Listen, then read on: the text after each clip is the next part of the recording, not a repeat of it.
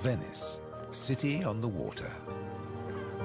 A place of beauty and romance that attracts millions of visitors every year. Just a few steps from the well-trodden tourist routes, there's a very different Venice, one populated by fascinating creatures.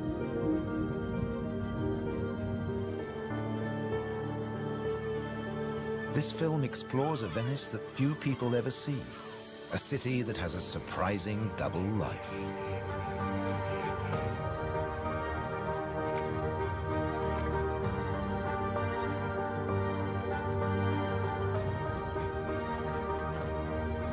There are secret places and wild creatures in this watery world that most outsiders never discover. In the skies above, on the beaches,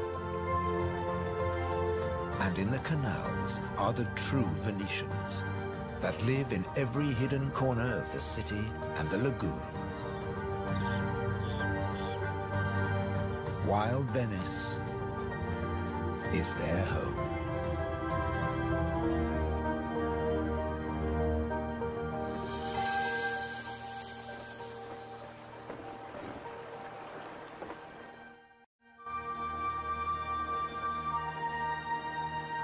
The city of Venice is built on sand, in a lagoon between the sea and the land. First formed from river sediments, man has since created an ecosystem as fragile as Murano glass. Covering 550 square kilometers, it's one of the largest wetlands in the Mediterranean. Flamingos arrived at these Venetian waters quite recently. They crisscross the Mediterranean from North Africa to France's Camargue, to Sardinia, Tuscany, and now Venice.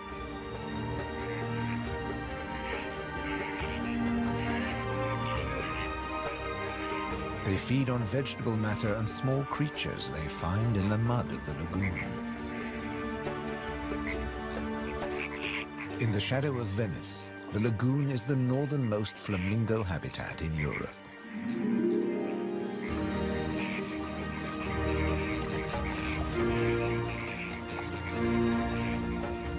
They're here now, but in a few weeks, many will move off again to find richer pickings.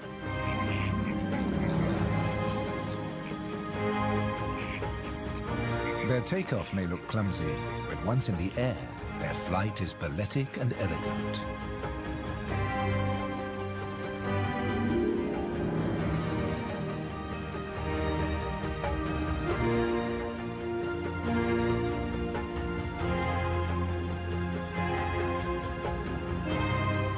And before too long, they'll return to the safety of this lagoon, tucked between the sea, the city, and the Alps.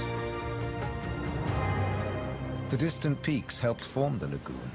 The mountain streams washed their rocky sediment towards the sea to make this habitat.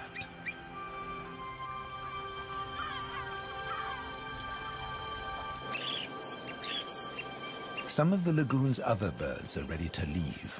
Dunlin, small waders, fed well in the rich mud. They rest on the wooden piles that support the whole of Venice.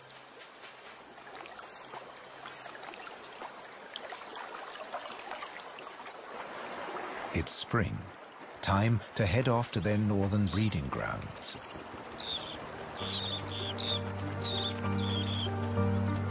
But the cormorants won't be lonely this summer. As the Dunlin fly away, other birds are flocking in.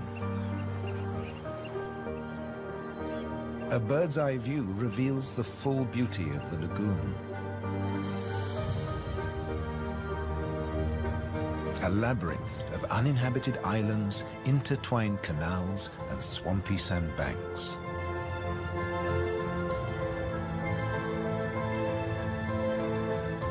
These marshy wetlands are known as the Barene. To survive here, plants need to like salt water and flooding. Natural arteries called gabi meander through the brackish gardens, keeping the lagoon alive. The same waters flow through the city.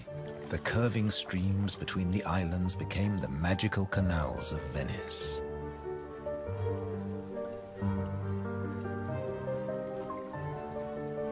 This is the city of bridges.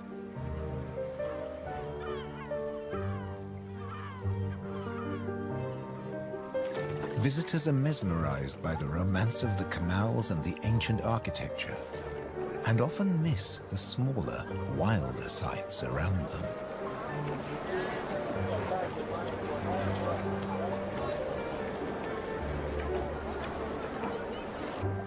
These mussels are true Venetian natives. And now, in spring, they're breeding. The males spawn into the water, and each female produces up to 10 million eggs. Most of the larvae are eaten by other inhabitants of the canals, but up to 10,000 young shellfish will survive.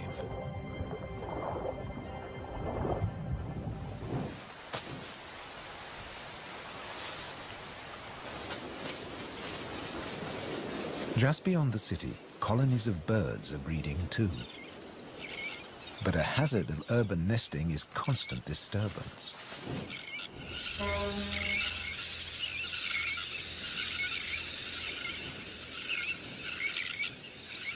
Little terns will quickly fly back to their eggs and can miraculously find their own nest scrapes in the crowded colony.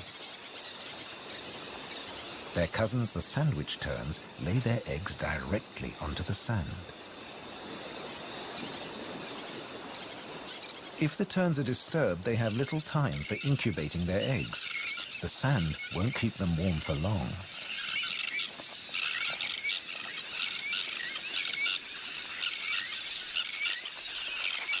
And left out in the open, they could be an easy target for predators.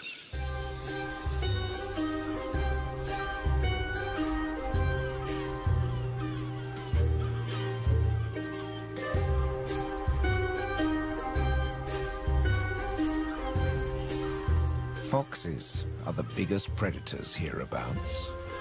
But from the air, he's easy to spot. The birds make it known he's not welcome anywhere near their nests.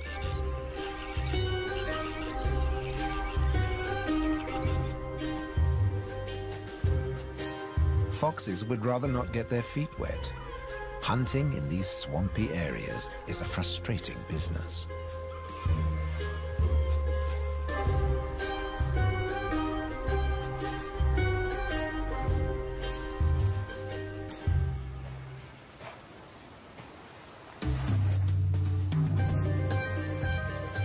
The grand leap disturbed another nesting bird. Now it's a question of following the scent.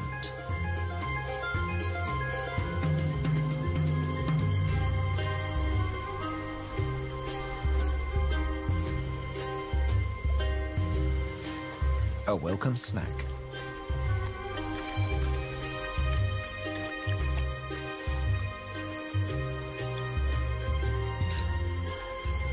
Just beyond the sand dunes is the busy colony.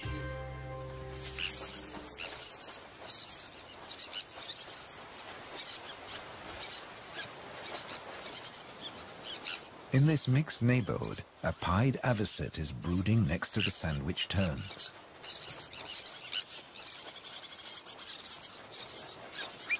With nests so closely packed, there can be conflicting territorial claims with the common terns.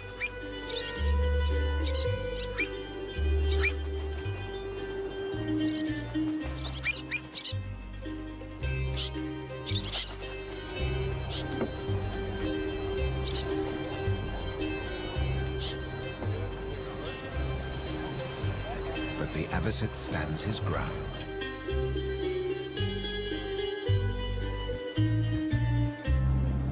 The Grand Canal is the main waterway of Venice, dividing the city in two. It follows the course of the ancient river Brenta that runs from the Alps all the way into the lagoon. It offers a journey through architectural history starting in the 13th century.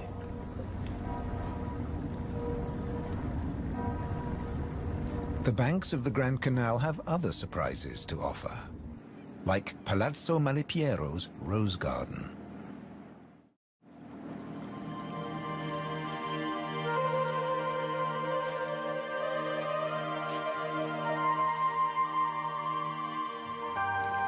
Nestled between the buildings is a hidden paradise.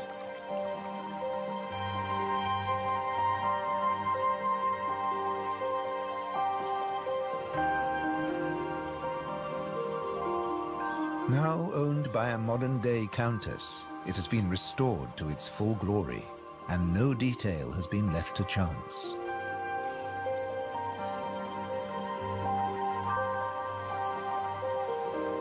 With the luxury of space in a city whose every square centimeter is exploited for maximum profit, it's also a sanctuary for many small animals.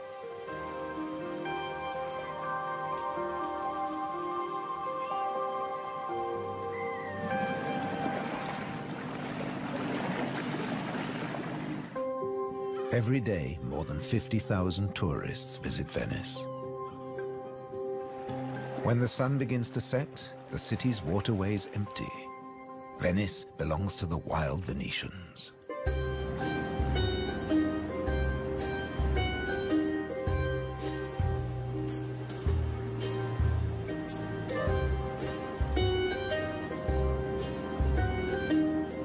Rats prefer to search for food in the cool night air.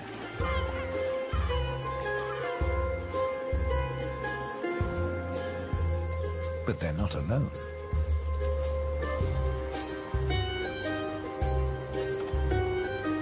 Pine martins are hungry too, and rats are on their menu. Pine martins are welcome in the city as they're natural rat catchers.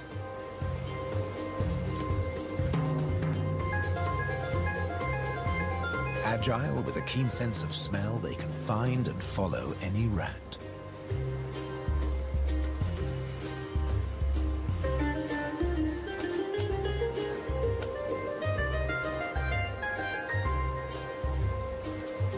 But they're endangered too. Since the rat population boomed, ironically, many martins have been killed by rat poison. The rat won the day, and the pine martin has to settle for dessert.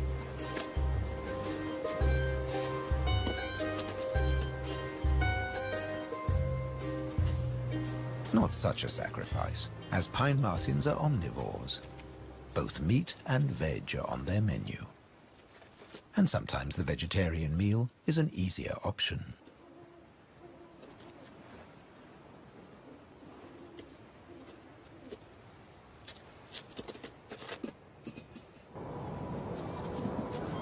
As the rat prepares to sleep, the city of Venice is beginning to wake up.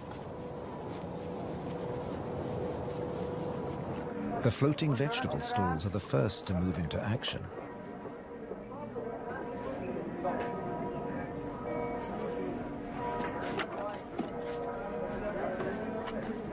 Soon these silent waterways will become busy highways again. In the 18th century, over 8,000 gondolas navigated the Venice canals. Now, there are only about 400 left. Life in Venice may be moving with the times. But one thing never changes. It dictates the daily rhythms of the city and the lagoon. Twice a day, the tide rises and falls as seawater washes in and out of the lagoon.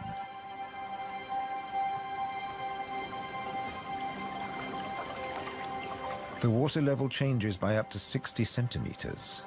Smooth lakes disappear into swampy wetlands, only to return hours later.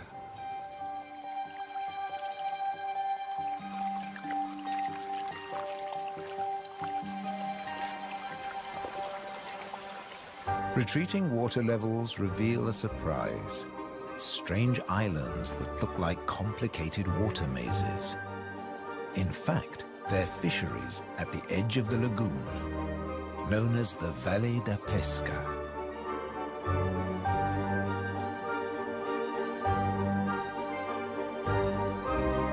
They've been worked by the same families for generations, using a simple but ingenious method.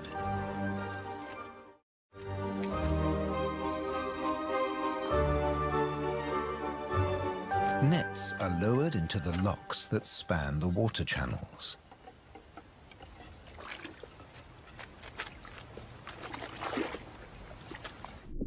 In the springtime, the locks bar the way to the young fish that stream into the lagoon to feed.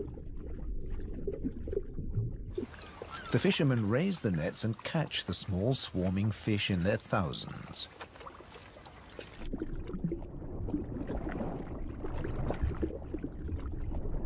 It's easy to scoop them out, but these fish are not for eating.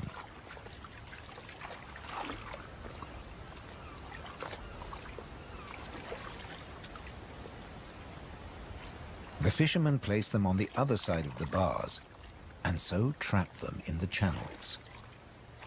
Here, the spring fish are held under perfect conditions until they grow big enough to harvest.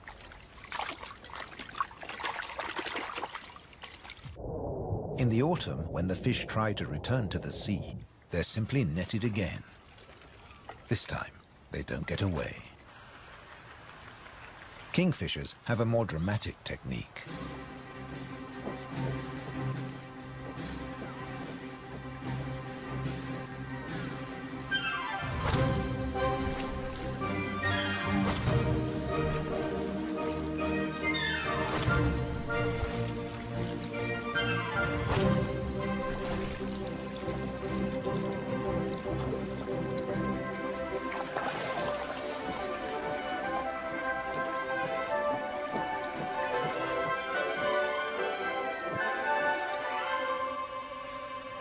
They catch up to 20 fish a day, but need even more if they have nests with hungry growing chicks.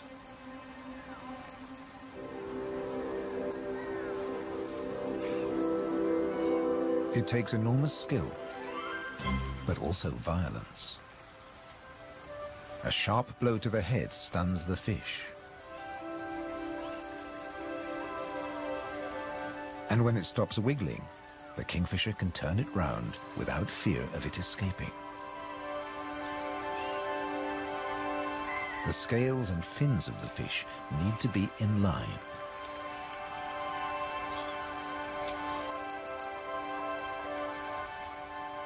Now it's ready to swallow.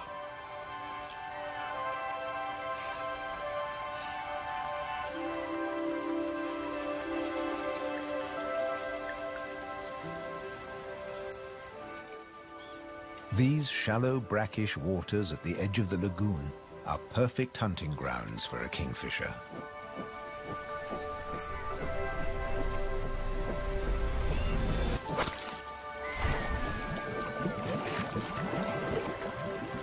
But not every dive is successful. They'll snatch the odd insect in the air, but 95% of the kingfisher's catch must be made underwater. The cormorant has an easier life, as does the little egret. And some don't even get their feathers wet while hunting. There are plenty of fish in the lagoon, but they're not only found in the wetlands. These waters flow through the city too. And there are fish to be caught in the canals. Beneath the bustling jetties of the famous vaporettos or water taxis, wildlife flourishes. Even here, the little egret can fish where the water is deeper and turbulent. It's not easy to keep an eye on a moving target from a moving base.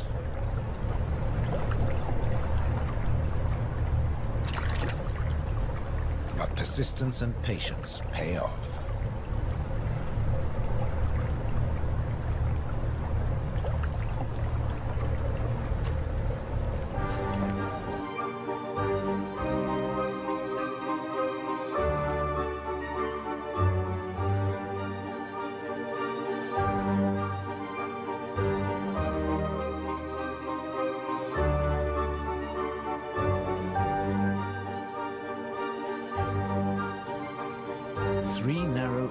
lips connect the lagoon to the sea. They're known as bocche, the Italian word for mouth. In spring, the fish travel into the lagoon because it's shallow, warm, and full of food. And in the autumn, they travel back out to the Adriatic Sea. The lagoon's fishermen understand the rhythms of the sea. But there was one phenomenon that remained a mystery for many years. When they cast their nets into the rich fishing grounds, they were torn to shreds. The fishermen believed that water spirits were grabbing their nets and named the area the Tenue, or Hold Fast. The Hold Fast was in fact a jagged reef, an unexpected and magical aquatic paradise. These unique natural rock formations are similar to coral reefs.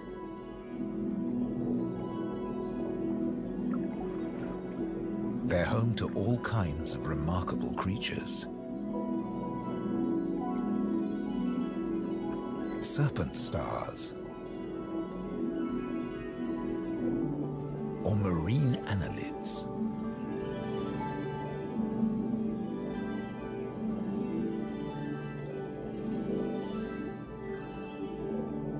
This precious area is now protected.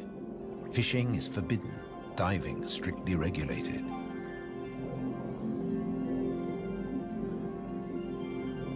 Even harvesting a shellfish delicacy like these canestrelli is banned.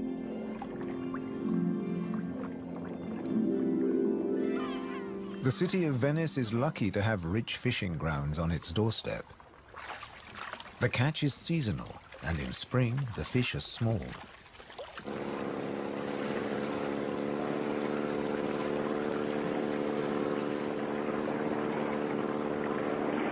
But the fishermen will go out, as long as they can find a buyer. Only the weather can hold them back.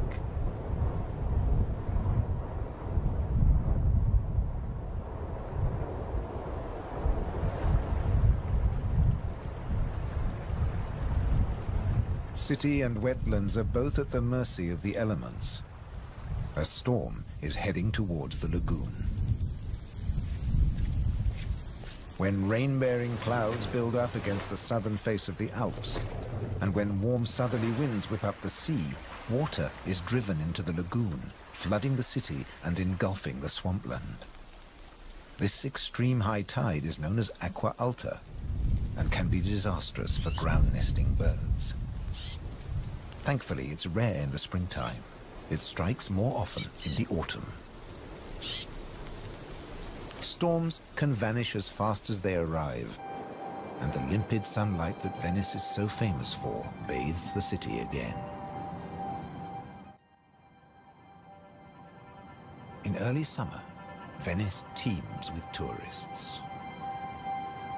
The Bridge of Sighs is a popular attraction, but few visitors realize that real Venetian life is happening just a short distance away. In the Giardini, a spacious and peaceful city park, there are some surprising residents.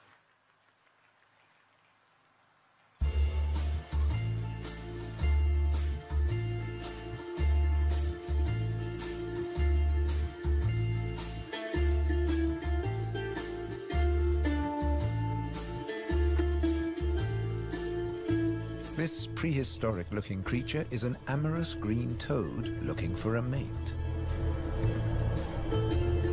After all, this is the city of romance. But for a toad, finding a partner in a city isn't always easy. Even a quiet park is full of danger and disruption.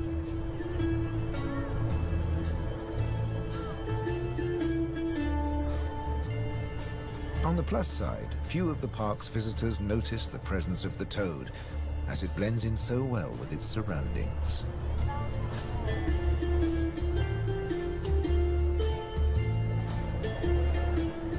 Another of the city's visitors is far more conspicuous. A stark contrast to the ancient buildings it comes to celebrate.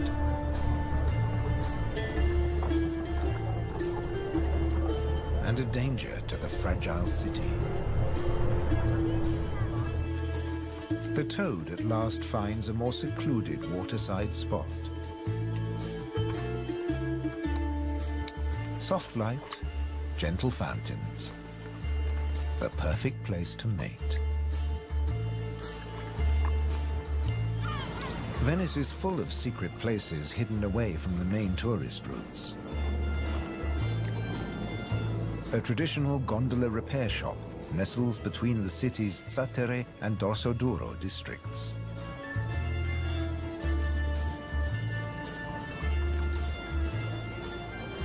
Craftsmen repair the boats in the peace of the backwaters.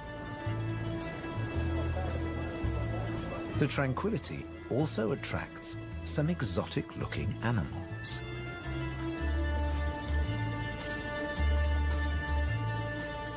Geckos are not native to Venice, but they've settled in well here. During the day, they'll sun themselves on warm stone.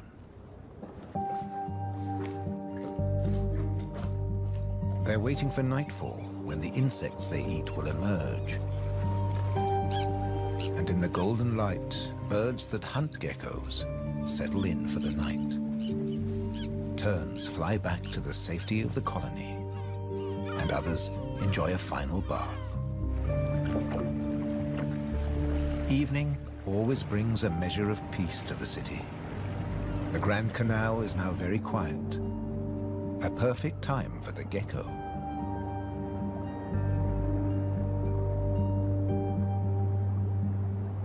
Geckos have evolved specially adapted feet that make them excellent climbers.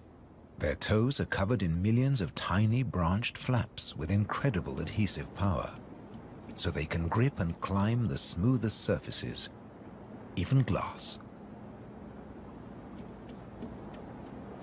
The city is empty now. The Grand Canal is deserted.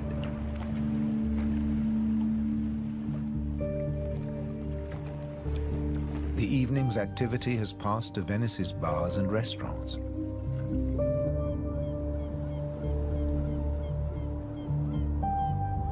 By the time the tourists are safely tucked up in their beds, the city is like a ghost town. Almost. A rat has ventured out to make the most of any scraps left behind. He must take care not to become a meal himself. Owls on the prowl. One little owl is distracted by bright lights. There's nothing here but fruit. No good for the owl.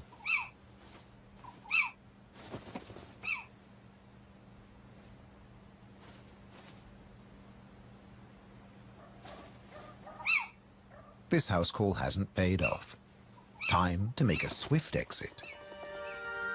The lucky rat will make it home tonight.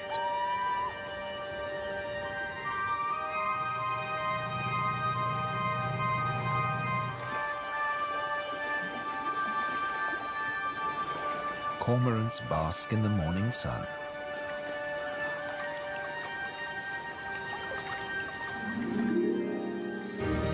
The terns start fishing early. The colony is now a hive of activity.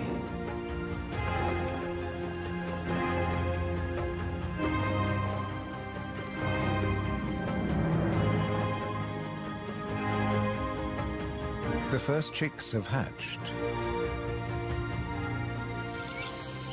Exhausted from the effort of breaking out of the egg.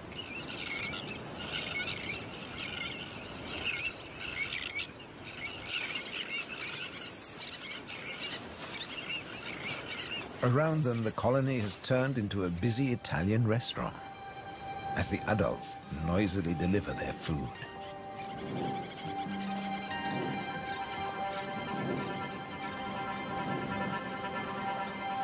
The chicks blend in well with the sand. Their cries for food are a new and insistent sound on the beach.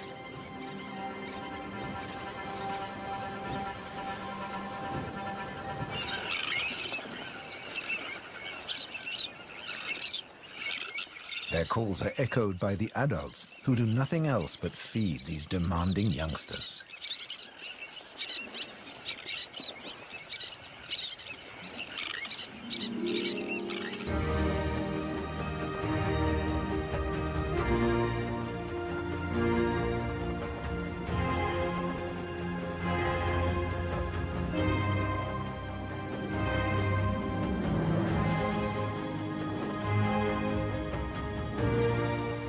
It's hot and humid, and the lagoon is at its most beautiful. The hot summer months are the quietest for the fishermen. They take advantage of this time to mend their nets.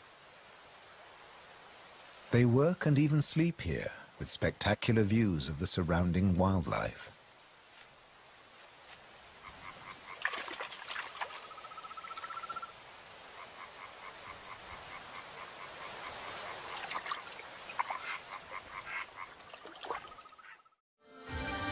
About 8% of the lagoon's surface consists of islands. 20,000 people once lived on Torcello. Now only the cathedral tower remains. Burano is known for its colorful buildings. San Francesco del Deserto is home to a Franciscan monastery. The island of Madonna del Monte is being swallowed by the lagoon, but the ruins of its monastery still stand proud.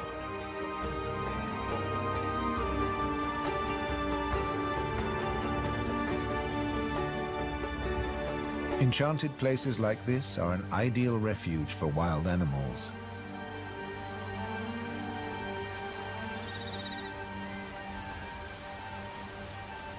And the island's ancient monastery has some new inhabitants. The ruins are the perfect place for kestrels to nest.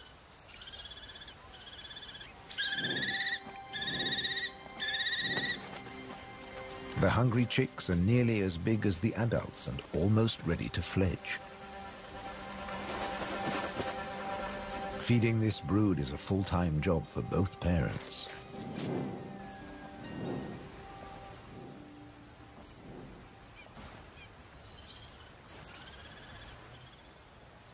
Finally, curiosity gets the better of the young birds and they start to emerge from their hiding place.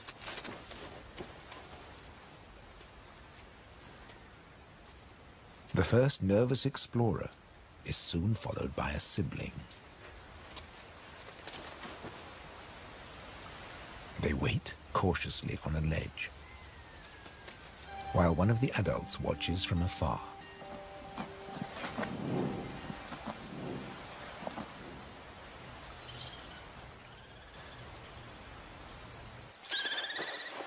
Their mother returns with food, and the young kestrels jostle to get to the front of the queue.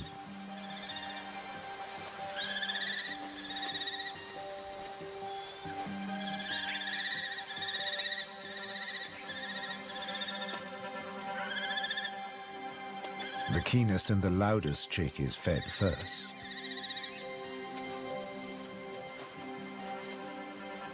Soon the food parcels will stop.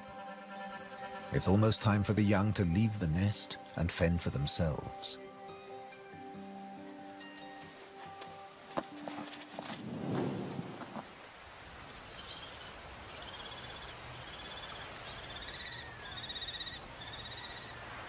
Not all of the lagoon is quite so peaceful.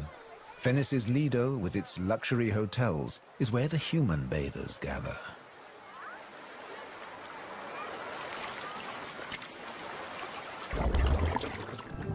But even here, you can find wild beauty and tranquility.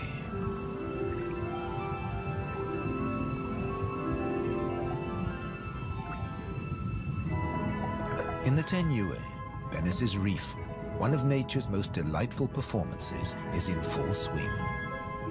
The squid's mating dance. The pair move together like synchronized swimmers as waves of rainbow colors pulse along their bodies.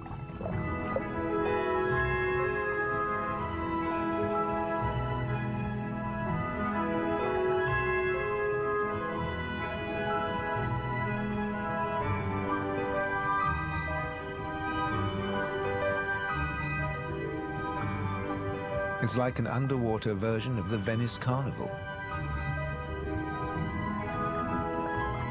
complete with face masks and disguises.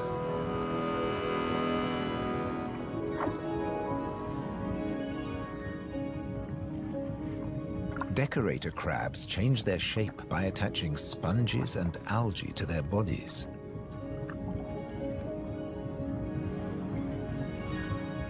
These bizarre disguises are excellent camouflage. The crabs creep past their neighbors and predators like living rocks from the seabed.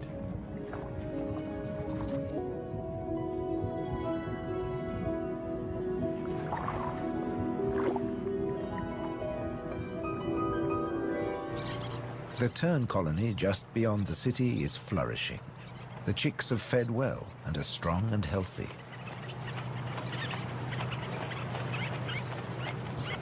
The young birds are gathered in a creche, with 1 or 2 adults looking after them all.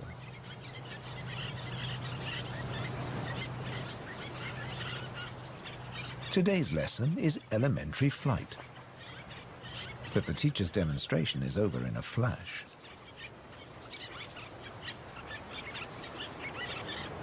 The young birds flap their wings to exercise their growing flight muscles, but they're not ready to take to the air yet.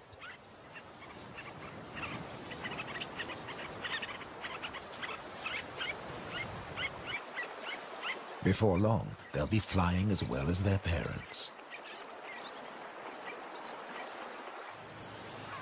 The young kestrels are also preparing for takeoff. They bravely take the plunge and launch themselves into the air.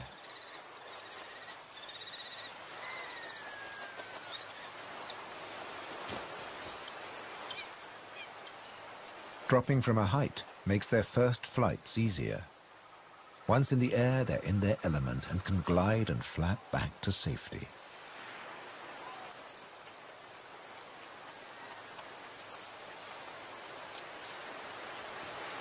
These first flights mark the end of their parental care. Now they have to find their own territory.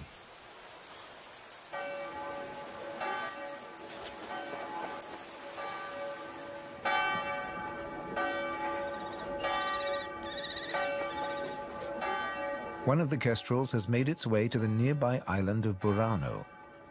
It's unlike the remote nest site, but it still has everything the kestrel needs. Just like the ruins, the brightly colored walls offer protection. These birds are welcome visitors, and the people here seem happy to have a kestrel watching over them.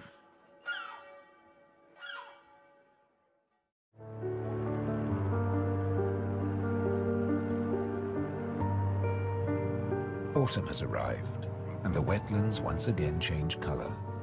A plant called glasswort is responsible for this blush of pink. It flourishes in the swampy salt marshes.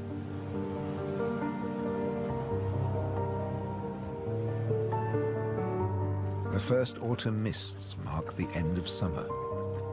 The bright, humid days give way to cooler, grayer hues. The sea and the sky seem to merge into each other. Now in September, the sea is generally calm. But from the autumn equinox, there are high tides. And sometimes, Venice floods. For now, the water is still and shimmers like liquid mercury. When the temperature drops, the beaches are finally too cold for tourists. Animals better equipped to bear the chill reclaim them. A hungry fox sniffs along the shore looking for food.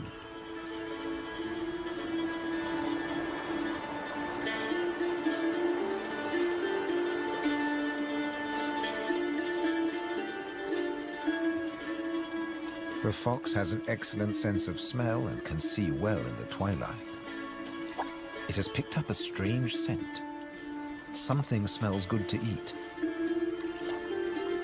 But quite where this food is hidden is a mystery.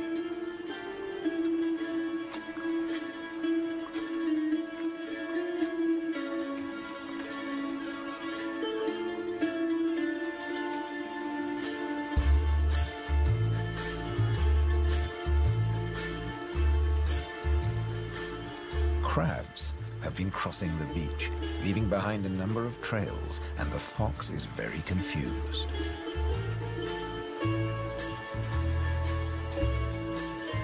Finally, it follows its nose and comes face to face with a crab.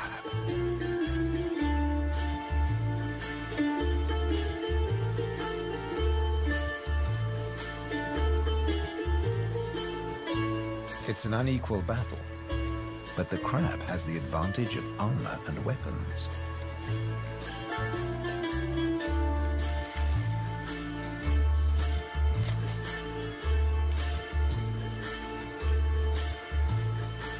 This meal is more trouble than it's worth.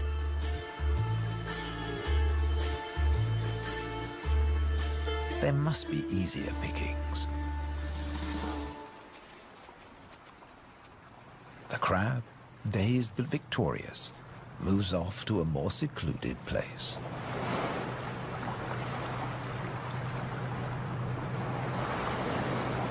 More crabs congregate on the shoreline looking out to sea. But just across the water, the residents of Venice are having a less comfortable time. The waters of the lagoon are creeping into the city.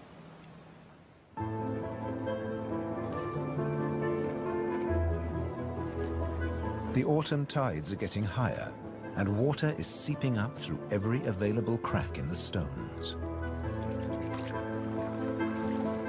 The threat of acqua alta, the extreme high tide, is increasing every day. A combination of rising tides and the Scirocco winds cause this extreme event, and the rain just adds to it. Much of the city is only just above sea level, so there's very little to stop the floodwaters. This may look like a swimming pool, but it is in fact St. Mark's Square. Fortunately, this only lasts a few hours. Soft winter fog wraps the landscape like a blanket and brings the year to a close for Venice and its beautiful lagoon. The visitors have marveled at its sights, but many have missed the most fascinating wonders of all, the wild side of Venice. The city is empty now, but visiting season for the lagoon never ends. As one creature leaves, another takes its place.